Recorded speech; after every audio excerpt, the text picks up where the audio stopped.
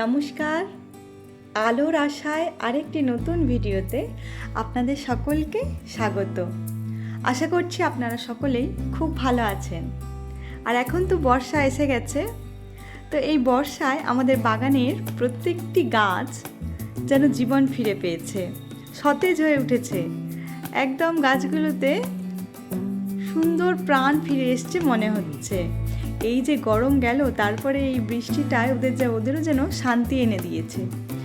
আর এই বর্ষাতেই এই গাছগুলোয় ফুলগুলোতে যখন বৃষ্টি পড়েছে, ফুলগুলোকে আরও সুন্দর করে তুলেছে।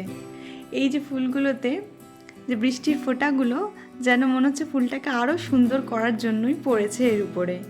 এই যে একটা ছোট্ট গাছে দেখুন একটা বড় জবা ফুল ফুটে রয়েছে, বেশ অন্য রকম, অন্য ধরনের। আর এই যে সেই হেনা গাছটা, যেটা আপনাদের আগেও দেখিয়েছিলাম, তখন এতে ফুল হয়নি, তো এখন এই বর্ষায় ফুল ফুটেছে, তো ভাবলাম ফুলগুলো আপনাদের সাথে শেয়ার করি।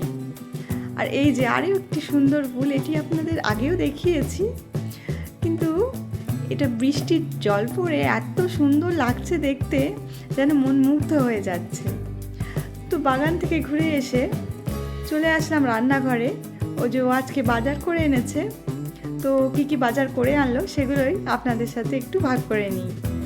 ও এনেছে কিছু কুঁদরুই, আর কিছু শসা, কিছু উচ্ছে, কিছু ঝিঙে, আর ঢেঁড়স, কলমি শাক, মাছ, এই সব আর কি।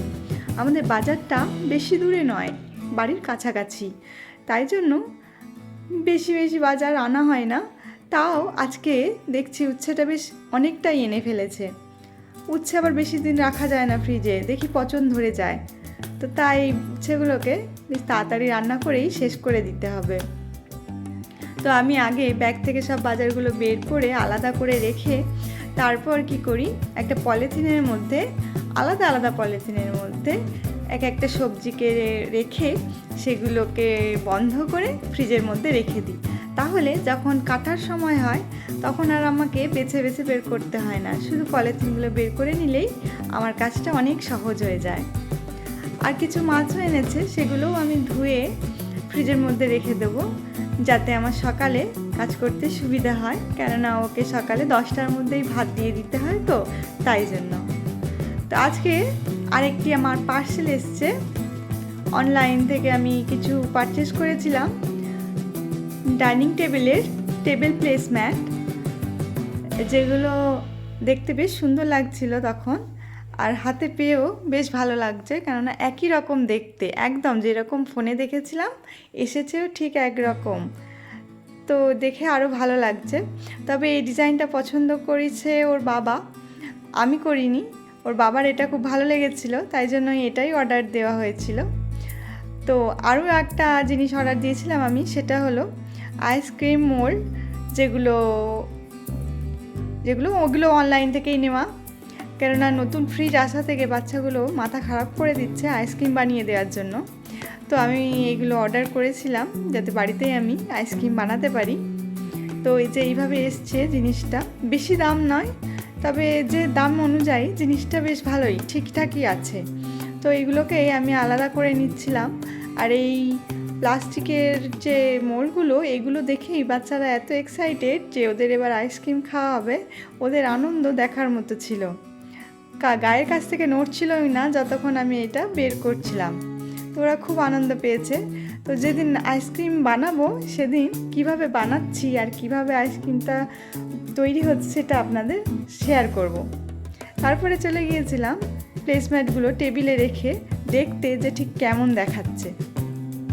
তো টেবিলে রাখার পরেই যে আমার প্লেসম্যাটগুলো এরকম লাগছে দেখতে। তো আমরা এইভাবে বসি না, যেহেতু একটা সাইড দেওয়ালে পুরো ঠেকিয়ে রেখেছে টেবিলটা, কাজে আমাদের ওই দিকটা বসা হয় না। 4টে টেবিল এইভাবে চারদিকে দিয়ে আমরা বসি, যেইভাবে আছে আপনারা দেখতে পাচ্ছেন ডাইনিং টেবিলগুলো। তো আমি সেইখানে রেখে প্লেসম্যাটগুলো দেখছিলাম যে কীরকম দেখতে লাগে।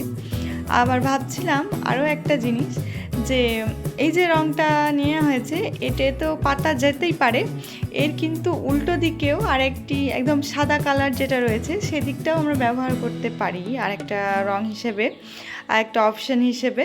কিন্তু আবার ভেবে দেখলাম যে যদি এই সাদা দিকটা রাখি তো বাচ্চারা এতে বসে খাবে, তো ওদের তো তরকারি পত্র ফেলার একটু সম্ভাবনা বেশি থাকে। তো এই সাদা জিনিসের ওপর তরকারি পড়ে গেলে দেখতে খুব খারাপ লাগবে, রঙটা তোলাও যাবে না হয়তো এই জিনিস থেকে।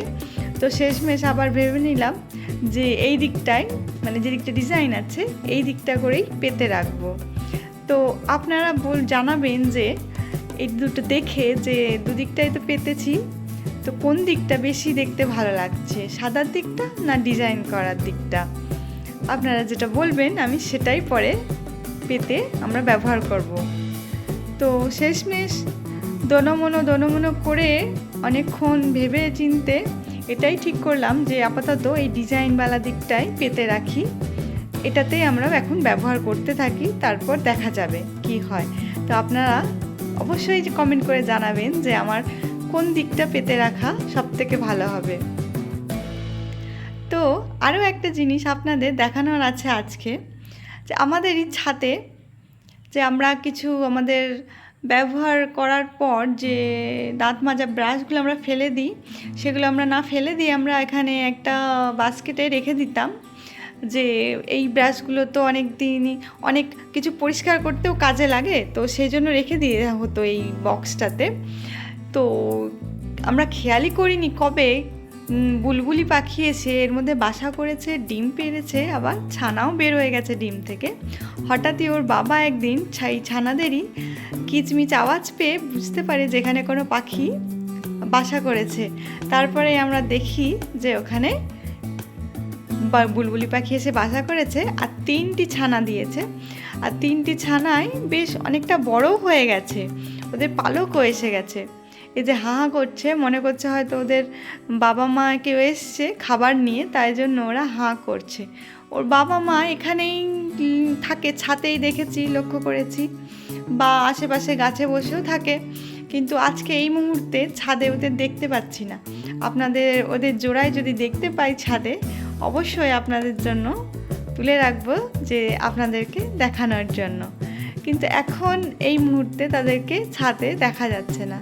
তবে হ্যাঁ, একটা দেখতে পাওয়া যাচ্ছে, ওই যে দূরে নারকেল গাছের পাতাতে একটা পাখি বসে আছে, দেখতে পাচ্ছেন কিনা বুঝতে পারছি না, ওই যে উড়ে গেল। তো অত দূর থেকে হয়তো আপনারা সবাই দেখতেও পাবেন না, কাছে থাকলে ফটো তুলে বা ভিডিওতে আপনাদের দেখানোর চেষ্টা করব। তারপরে একদম সন্ধে চলে আসছি, সন্ধে দেখাতে। তো আজকে ছিল শনিবার, তো শনিবার আর মঙ্গলবার আমি বাড়িতে একটু ধুনো দেওয়ার চেষ্টা করি, ধুনো দিইও মঙ্গলবার শনিবার করে। আর এই ধুনো দিতে আমার খুব ভালো লাগে, কেননা ধুনোর গন্ধটা, আর ওর সাথে আমি একটু কর্পূরও দিই, তো এর গন্ধটা আমার খুব ভালো লাগে। আর গোটা ঘরে যখন এই গন্ধটা দিই তখন ঘরটাও বেশ একটা মন্দির বলে মনে হয়। তো শনি মঙ্গলবার আমি এটা প্রত্যেক সপ্তাহে দিই।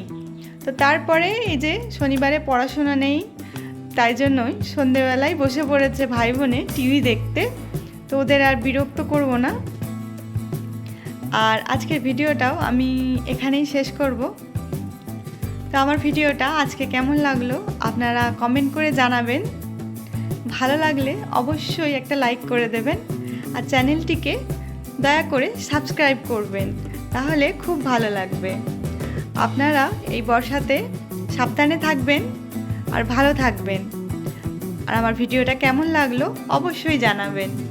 ধন্যবাদ।